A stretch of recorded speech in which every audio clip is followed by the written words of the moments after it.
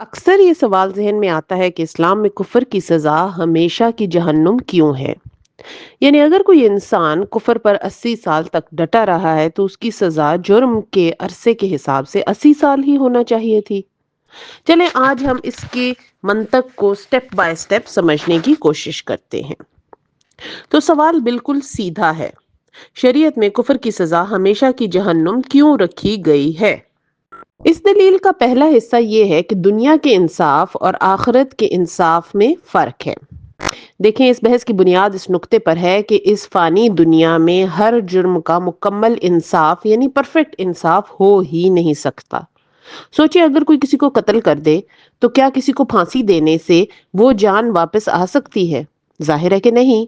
یعنی اس دنیا کے انصاف میں ہمیشہ ادھورا پن رہتا ہے۔ دنیاوی انصاف صرف عارضی امن اور نظم ضبط قائم کرنے کے لیے ہے۔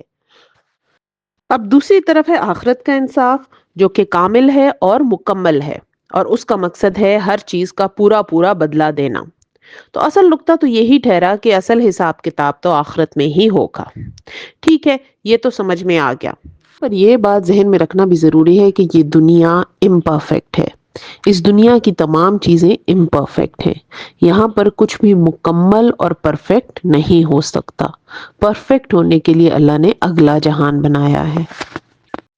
اب اس کا ایک دوسرا پہلو بھی دیکھتے ہیں۔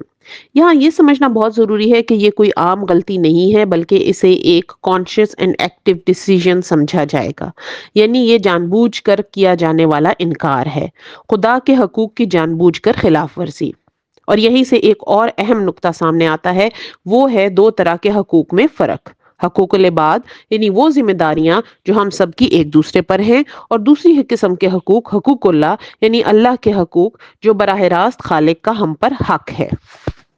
یہ بات بھی سمجھنے کے لائق ہے کہ انسان کو خالق کو پہچاننے کے لیے سب کچھ دیا گیا تھا۔ عقل، شعور، رہنمائی کے لیے دلائل دے کر لاکھوں پیغمبر بھی بھیجے، اور تو اور انسان کے اندر اللہ کی وحدانیت کے حق میں ایک فطری صلاحیت بھی رکھی گئی جو ہر انسان کو اللہ کے ایک ہونے پر ابھارتی ہے۔ تو جب یہ سب کچھ موجود تھا اور اس کے بعد بھی اللہ کی ذات کا انکار کیا گیا، تو کیا یہ ضد اور انا نہیں ہے؟ اب اس بات کو مزید واضح کرنے کے لیے ایک اور مثال سے سمجھتے ہیں۔ سوچیں، اگر ایک شخص کو کسی کی جائیداد کی نگرانی سونپی جائے۔ اب اس کو سٹیپ بائی سٹیپ سمجھنے کی ضرورت ہے۔ نگران کو مالک کے گھر کی ذمہ داری سونپی گئی تھی۔ مالک نے ہر ضروری چیز بھی مہیا کر دی تھی، مگر اب ہوتا کیا ہے کہ وہ نگران مالک کی چیزوں کو اپنے ذاتی فائدے کے لیے استعمال کرتا ہے، اور جن چیزوں سے مالک نے منع کیا تھا وہی کام کرتا ہے۔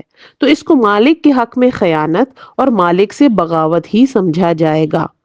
اب یہ تو سب کو پتا ہے کہ یہ معمولی غلطی نہیں ہے، یہ جان بوجھ کر اعتماد کو توڑنا ہے اور بغاوت ہے، اور بغاوت کی سزا ہمیشہ سب سے سخت ہوتی ہے۔ انسان کی مثال بھی اسی نگران کی طرح ہے، اور عقل اور شعور خالق کی طرف سے دی گئی امانتیں ہیں۔ اگر ان امانتوں کا صحیح استعمال کر کے خالق کو پہچان لیا گیا تو خالق کی دی گئی ذمہ داری ادا ہوئی، اور اگر ان نعمتوں کو استعمال کرنے کے باوجود خالق کا انکار کر دیا گیا تو بالکل اسی نگران کی طرح خیانت اور بغاوت کے مرتکب ہوئے۔ اگر ابھی تک آپ ہماری ویڈیو دیکھ رہے ہیں تو اس کا مطلب ہے کہ نہ صرف یہ سوال آپ کے ذہن میں عرصے سے تھے، بلکہ آپ کو اب اپنے سوالوں کے جواب بھی مل رہے ہیں۔ چینل کو سبسکرائب کیجئے تاکہ آئندہ آنے والی ویڈیوز کا نوٹیفیکیشن آپ کو آ جائے۔ اگر آپ کے ذہن میں ایسے کوئی سوال ہیں تو ان کو کامنٹ سیکشن میں ضرور لکھیے تاکہ آئندہ ہم ان کے بارے میں ویڈیوز بنا سکیں۔ آخری اور سب سے اہم نقطے کی طرف آتے ہیں۔ یہ نقطہ بہت ہی دلچسپ ہے۔ جس حق کو توڑا جا رہا ہے اس کی نوعیت کو براہ راست سزا کی نوعیت سے جوڑا جائے۔ انسانی حقوق محدود ہیں یعنی فائنائٹ ہیں، تو ان کی خلاف ورزی کی سزا بھی فائنائٹ ہونی چاہیے۔ اللہ کے حقوق لامحدود ہیں، لامحدود یعنی نہ ختم ہونے والے، تو اس حساب سے اللہ کا حق توڑنے کی سزا بھی لامحدود ہی ہونی چاہیے تھی۔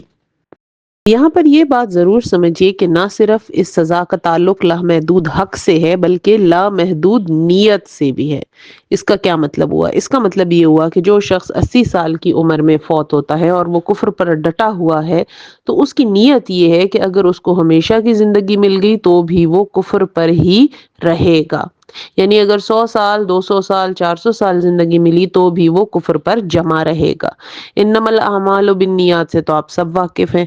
तो इसका मतलब ये हुआ कि उसको उसकी नीयत के मुतरादिफ उतनी ही सजा मिलनी चाहिए जितनी लंबी उसकी नीयत थी। दलाइल को मिलाकर आप देखिए तो आप भी ये मान लेंगे कि कुफ्र की सजा हमेशा की जहन्नुम ही होनी चाहिए थी। ये अल्लाह वहदहू ला शरीका लहू का बताया हुआ इल्म है, उसकी बताई हुई सजाएं हैं और ये हमारी अक्ल और इंसानी फितरत के ऐन मुताबिक हैं।